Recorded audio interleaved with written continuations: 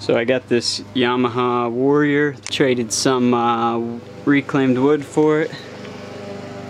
Pretty good deal. Know nothing about it right now, except that it doesn't run. It's got some big old tires on the back there. So I'm gonna start with some easy stuff. The rear end's locked up. We had to use a dolly to get it in here. I'm gonna air up the tires, see if they hold air. Looks like the repair failed on this one here. It's like an old tire repair coming out. It's definitely been sitting for a few years. Racing. Spelled wrong. Don't think there's an E in racing. But yeah, crusty. These quads are great. My buddy had one for a while. There was a rat's nest in the battery box, which is gone. And I've got some of the plastics there. But yeah, I want to see two things first before we sink any money into this. Does the engine turn over? And is the rear end completely locked up? Or, you know, maybe the transmission's stuck in gear. We couldn't get it in neutral. We had to drag it in here. Looks like this cover is wrong. Fuel filter's nasty, it smells in there. So yeah, let's give it some old dirt shop work.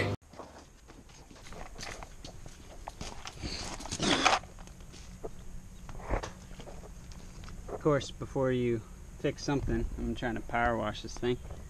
I've got to fix this hose first. So what I've got is electrical tape and hose clamp. Let's make it happen.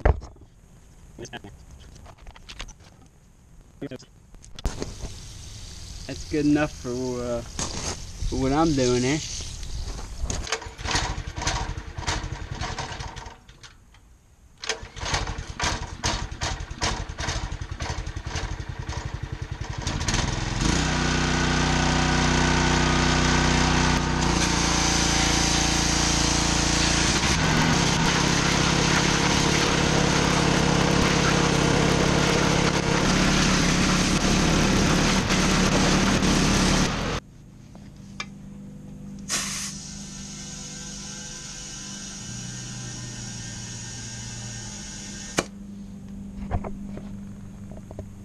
Tires are pretty dry rotted. I'm gonna get my grease gun, put some grease in there, see if that helps it free it up. We'll kind of rock it back and forth. This is probably a lost cause, unless it has a tube.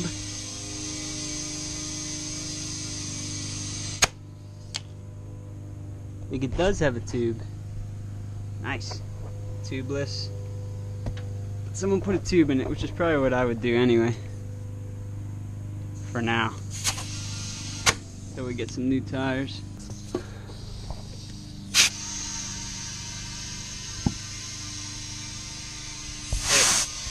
That rim's got a big dent. This has to have a tube in it too.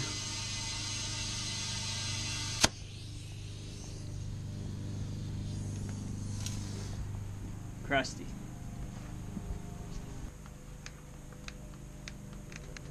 If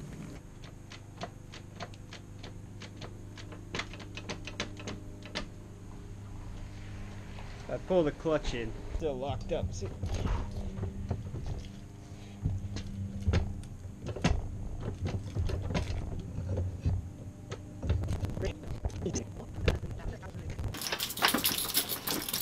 See, it rocks. It's not the brake, because the brake disc is moving in the caliper. And when I hold the brake, watch.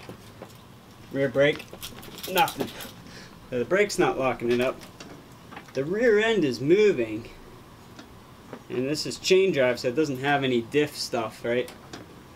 So we know it's not the rear end. It's something in the transmission.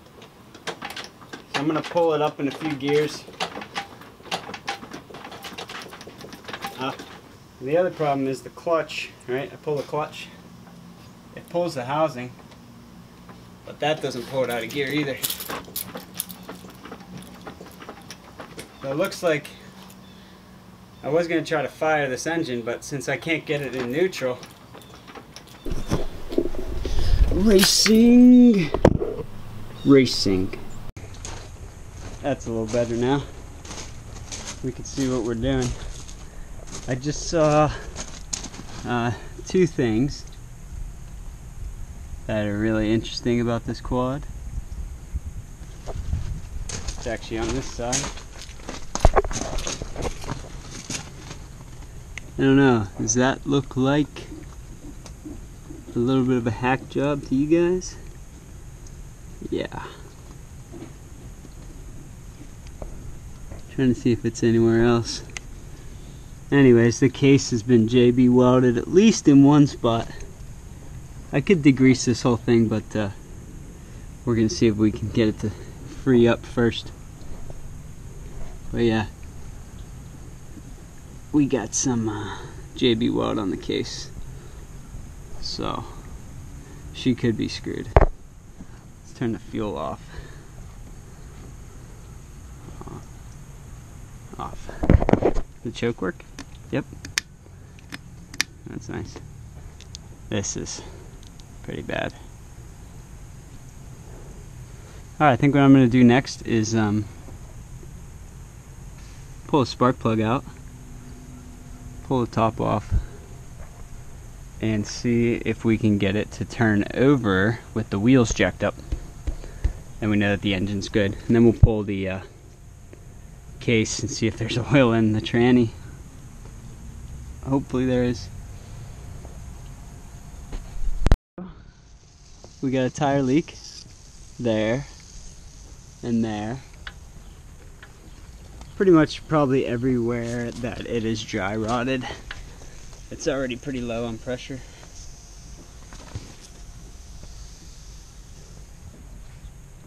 See if any other ones are leaking. These two have tubes, so I know they're not leaking because look at this carpet. But that could have had rubber on it at one point. This one, yeah, it's definitely leaking. So maybe we'll throw 2 tubes in the rears on these until we can buy new tires for it.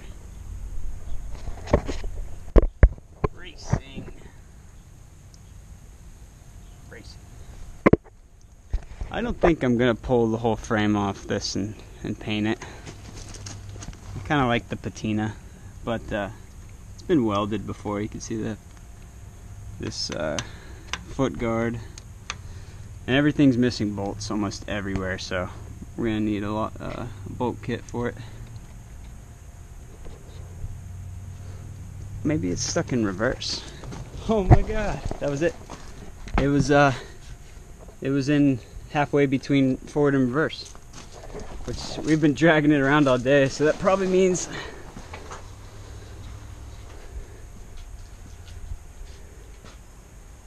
alright, let's see if we can get the engine to turn over. To elaborate on how I got it unstuck, it wouldn't move in gear. I didn't think about it earlier, but this is your reverse lever. You pull this up and you can pull it back into reverse. So it was in reverse, but it wasn't moving because I think the engine might be seized up. But if I push it all the way and forward, right, hard to do with one hand, we got one free transmission on one free quad. Alright, while we're at it, let's see what we have for oil. This is the first time I've checked it, so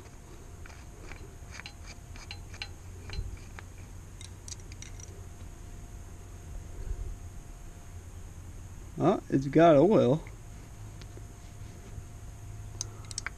A little black. Alright, it's day 2 working on the free Yamaha Warrior 350. Did a little research. I think it's either a late 90s or early 2000s. I'm not quite sure. If anyone has any way of telling that, let me know. but we power washed it yesterday. Tire test. The front's held there because they have tubes, but both rears were leaking, so they need tubed or replaced. They're all dry rotted. But let's see if we can figure out how to get this thing running. We know it's in neutral now, which is great. I'm gonna need to steal a battery from a truck or something, and we'll get the fuel tank drained out and pull the spark plug, dribble a little oil down there in the cylinder, and see if the starter works. Some of these came with a pull start, I think the 80s version, but this one did not. It is only electric, so that's our only option at this point. I guess you could try to bump start it, but not with something that's been sitting like this for years. So I'm going to pull the plastics off of here so we can get to the carburetor, and that's it.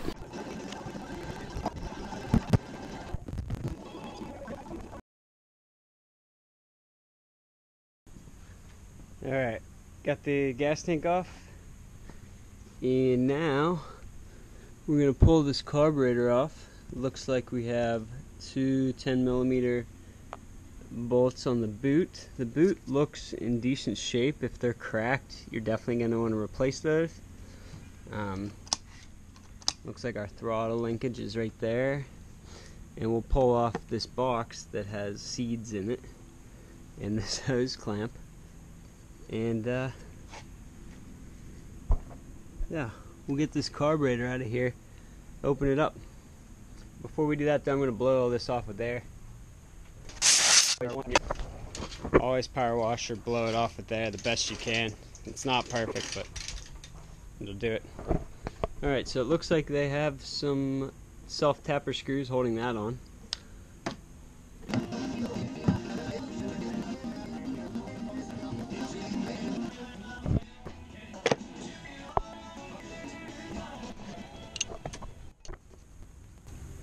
Just found this wire burnt green with a white stripe. Don't know where that goes.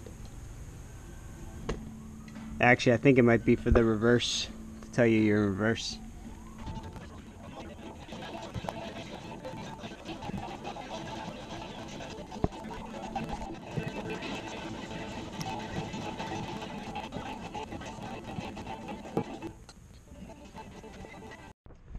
Alright, so here's what we're working with now. I got the carburetor off. It's upside down.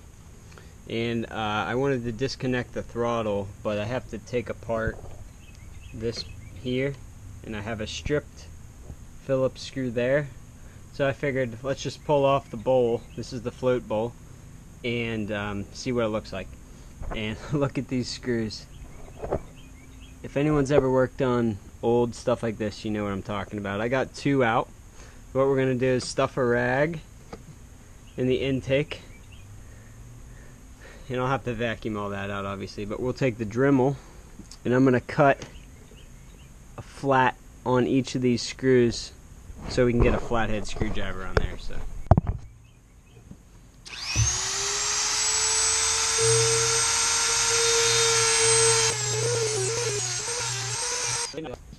see if we get lucky. Yes. Oh, and always wear safety glasses with those. Those discs fly off like crazy. We're gonna replace these. Obviously, drilling and tapping this out is not fun. Let's see if we can get this one.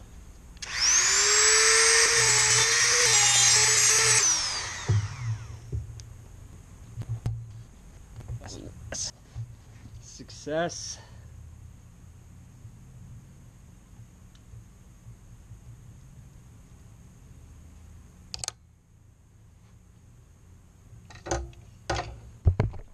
Alright, this will tell us a lot. It's stuck on that side rod there. Let's spring off. Oh yeah.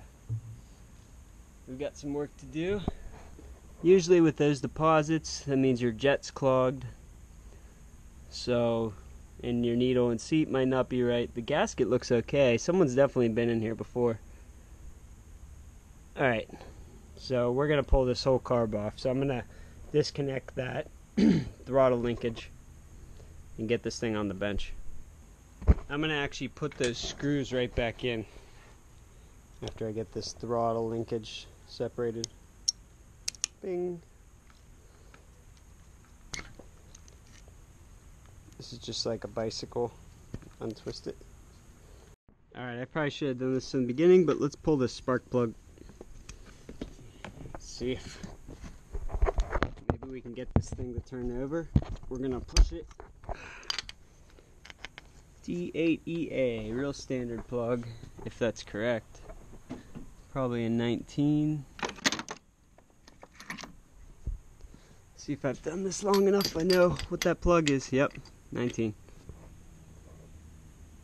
It doesn't look bad. Alright, I'm going to dribble a little oil down there. And I think what we're going to do is put it in gear and see if when we push it, it'll turn over with the plug out, because now it doesn't have compression. Then at least we know that it's free. We would try to bump it. We could try to bump it with the starter too. We might do that. So automatic transmission fluid or two-stroke oil works like the best for this. Find my funnel. We're gonna put a little two-stroke oil in there because basically what we're trying to do is see if,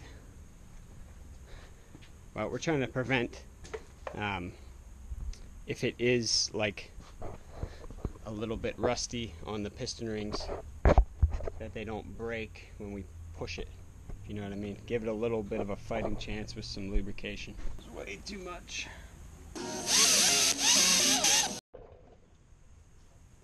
Alright, stroke of genius here. Okay, here's what I just did. The guy lost the key for this, so I pulled apart the ignition, and I can spin the copper to line up so it clicks the starter relay. So these things are cool.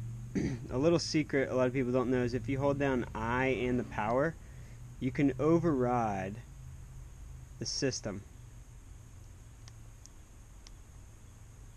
So it constantly just puts out 12 volts.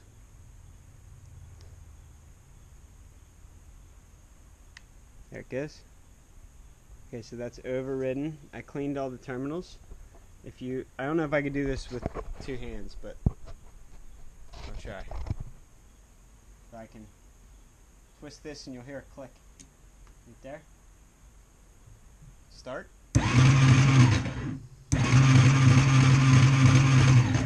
Turns over perfect. Amazing. I do hear some bearing roll. And you always want to take your spark plug out before you do this, in case it is, it'll blow out all the crap in there. I should probably take this out. Alright, we successfully turned the engine over. Now we're going to see if it has spark.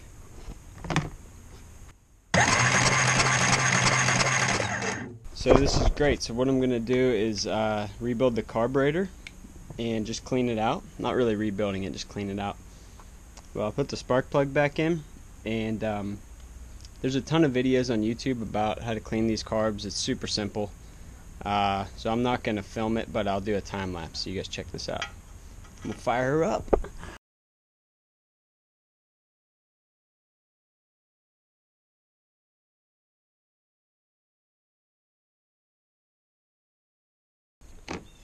So I've actually never had this happen before, and I've worked on a lot of carburetors. Basically, the main jet and the pilot jet are seized in there, or the threads are gone. I cannot turn that one. I cannot get anything on the pilot jet. So, yeah, that sucks. I could cut them out, order new jets, which is probably what I'll do. But for now, I think I'm going to put it back together.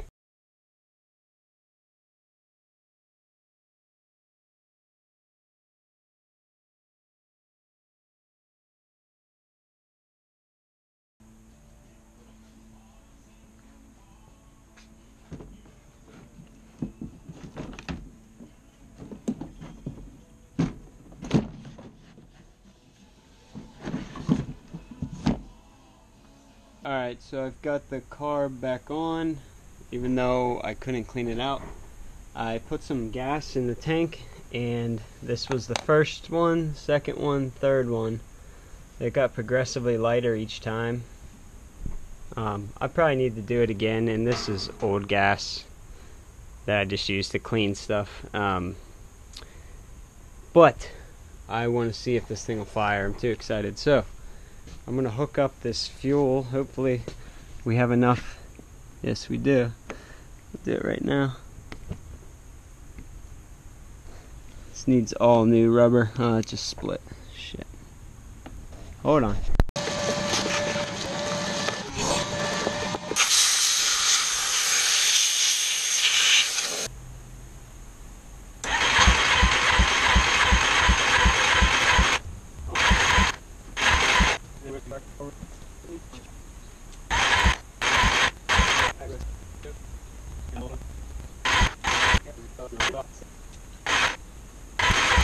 Alright, so I tried everything.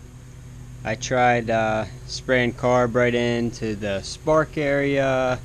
I ran my charger out, trying this too many times. So I'm sitting here thinking, it could be electric issue, but I'm getting good spark. And if it wasn't getting spark, then there shouldn't be anything else shutting this thing down from that perspective. So we could have an electrical issue. Second issue, it could be the carburetor because I couldn't clean out all the jets. The third issue, the thing I think is happening, is I can't smell any fuel. So I think the exhaust is clogged. Let me show you. I'm not sure if you can see in there. It goes in about 6 inches. And you can see some stuff, but it looks like it's all stuffed up. I was getting a little thump, like the little 350 thump, but it did seem kind of quiet from what I was expecting, even with the stock, I believe, stock pipe. So I'm gonna try cleaning this out with something. Maybe we'll split this down the middle with a grinder and see if that's the issue, because I don't think it'll run without back pressure. Like, you can't just go straight pipes on this at that intersection like you can with like a car. I believe especially the single cylinder engines. This is a stock spark arrestor model approved by the US Forest Service. So I think we're not getting enough exit. So maybe it'll fire if I take it off there. So I think I'm going to pull those rusty bolts off, get this exhaust off. Should maybe try smacking it on the ground and see if it'll all come out. That's where I'm at today. Usually when you sleep on these things, you figure it out, but day 2 and I am still stumped. It sounds fine. The next thing I might do, the fourth option, is pull off the timing chain cover, and hopefully that's not what it is, because I've been running it. It's probably stripped out everything. So if the timing chain's broken, then our intake valves aren't broken, so it's not burning any fuel either, which means I may have smashed my valves, or someone else did before me, and I just haven't gotten that far yet. So that's what I'm gonna do now. Alright, timing chain cover is off, and everything looks okay from what I can see. So someone was definitely in here before. This might be a rebuilt motor, but so I guess I was envisioning it just being in shambles and not turning over at all. So we're gonna go to the exhaust now.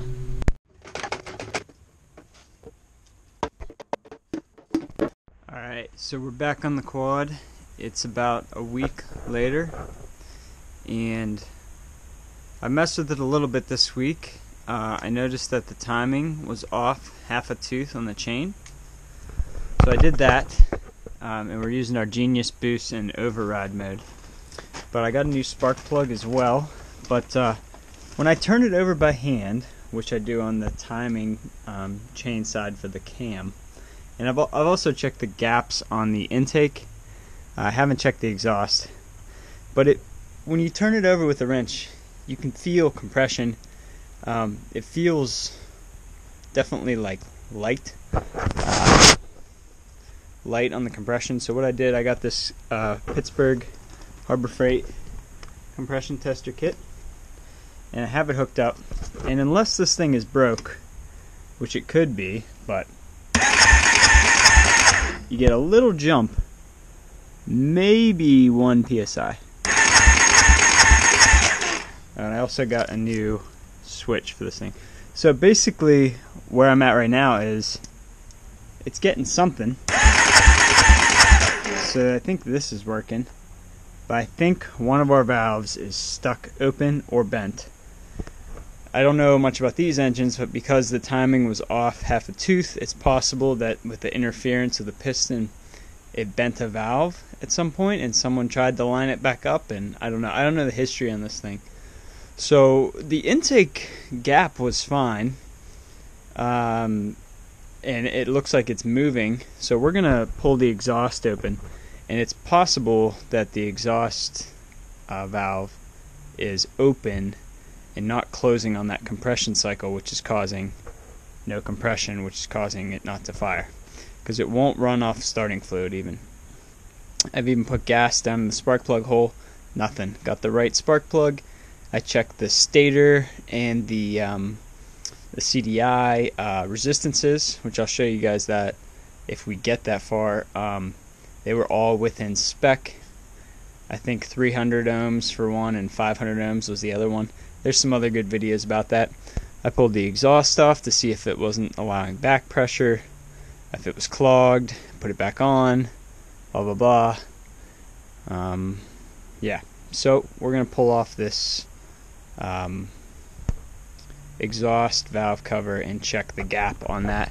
If that doesn't show us anything, we're pulling the head off this thing to see if there's some sort of issue with the valves. So here we go.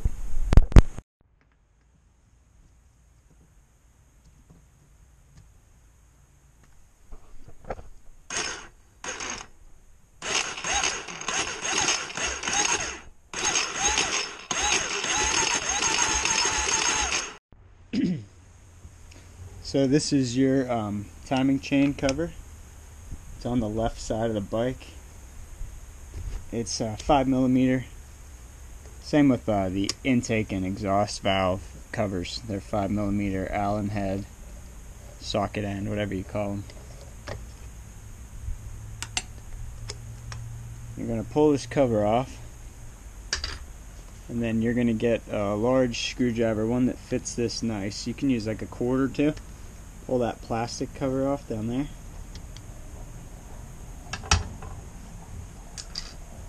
That's your flywheel. And then you can turn this engine over from here with a 17mm socket.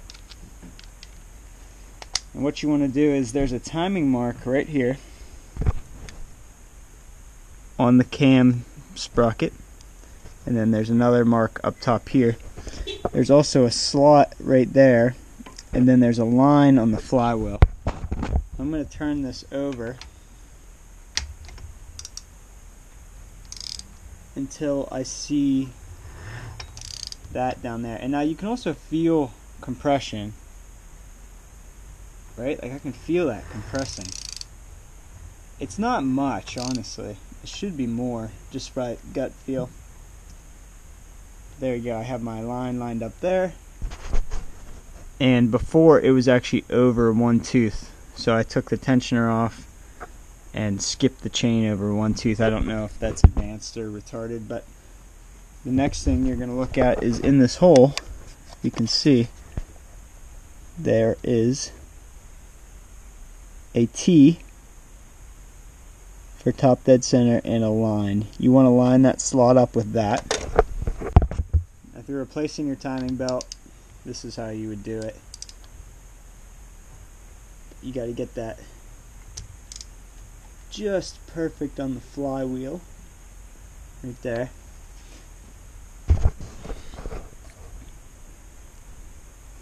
Okay, see that? And then my tooth is now in line. It's not actually the tooth, it's a valley, but you can see that. Someone was in here before because there's white paint on that. Okay, so now we could check our valve clearance, and I looked it up. This is the exhaust side of the engine. You know that because it's facing the exhaust pipe. The other side's on the intake. Okay, intake clearance is 0.06 to 0.1 millimeters. It's about 2 to 3 thou. And the exhaust is 0.16 to 0.2, so a lot bigger. So somewhere between 6 and 7 thou.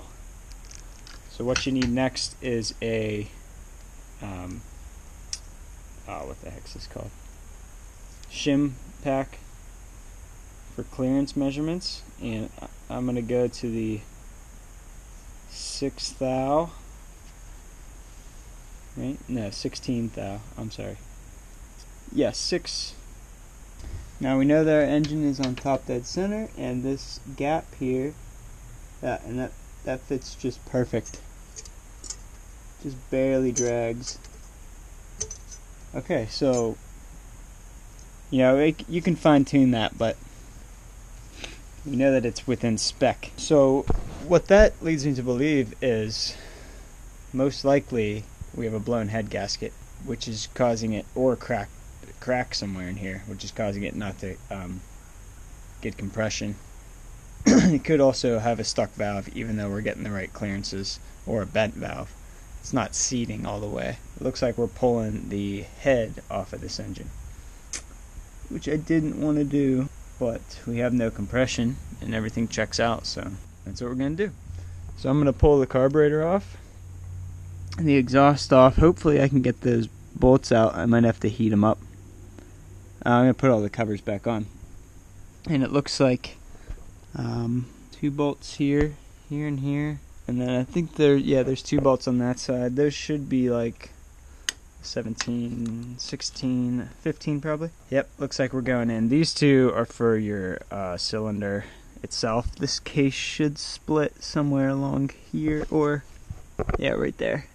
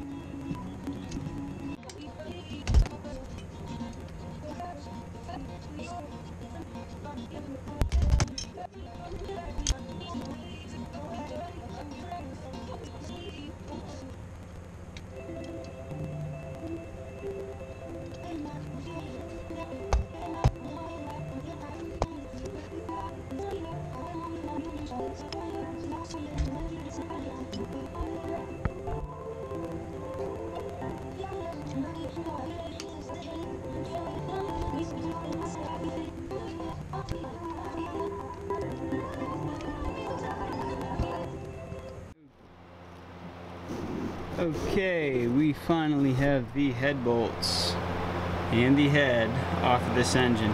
Check the trick I used here so you don't lose your timing chain. Looking at this head gasket, I'm no expert here. Seems like there should be another dowel there. Oh, it's probably in the head. This blackened spot, I don't know if that's like old sealant or if that's like a carbon deposit from blowing at the head gasket. I'm not sure. Let's look at the bottom of the head. The other tricky thing is to get this rail out. You have to like turn it. Just look on the video on the time lapse. You have to turn it out funny. And pull it out the top of the head for that guide. So here's our head. Again, similar gasket layout, the opposite of what was on that head. Maybe the head is warped here. I don't know. I think I'm gonna post this video early so you guys can help me out and see if this indicates anything, the head being warped from maybe overheating. No, there's some carbon in here. The valves,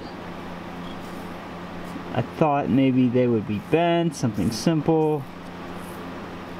They don't look bad, but that doesn't mean they're sealing properly, so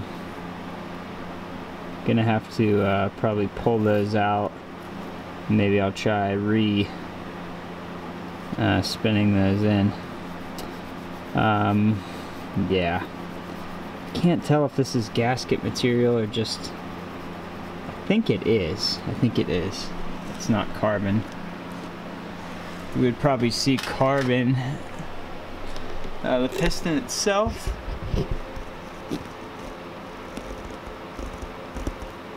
doesn't look too bad.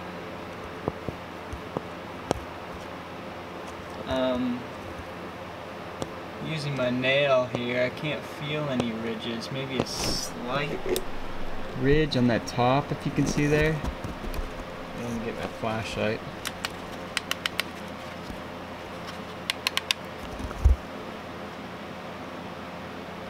There's some, maybe the rings were stuck from it sitting so long. That wasn't just me, was it? A little bit of heat marking there. I don't know, guys. I don't know. I guess we could pull the next section off and check the rings.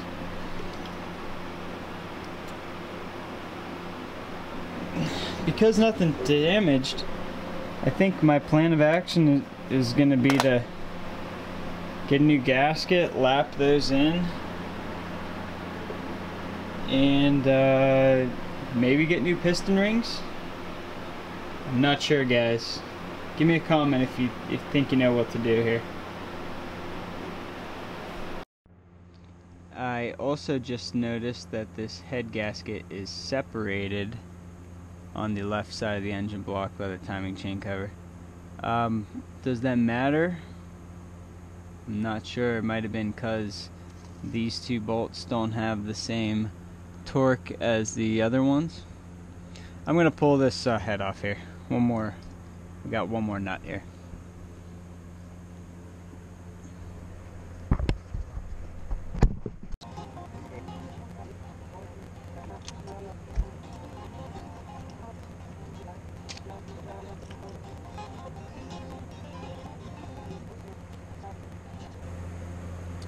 Okay, so here's my initial analysis. These rings to me seem very loose, and that gap in the front seems bigger than it should be. The second ring is very loose.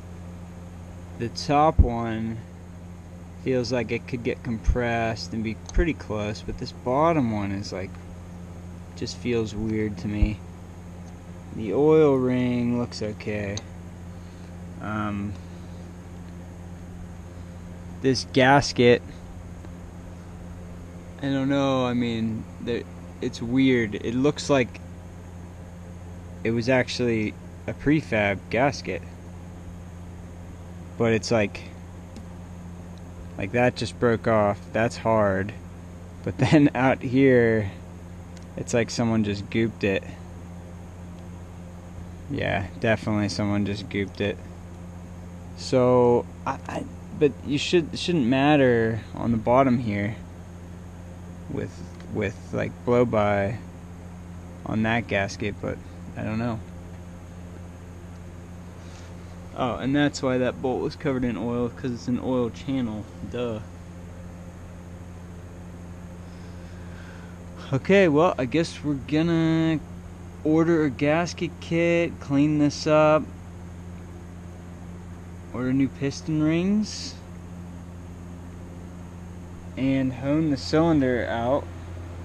I did notice this on the head, the cylinder. There is a rust mark, and it's really rough right here. And there's some pitting up there too.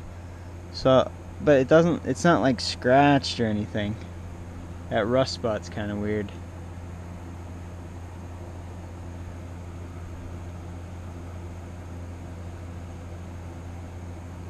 I think it could be just honed out and new gaskets.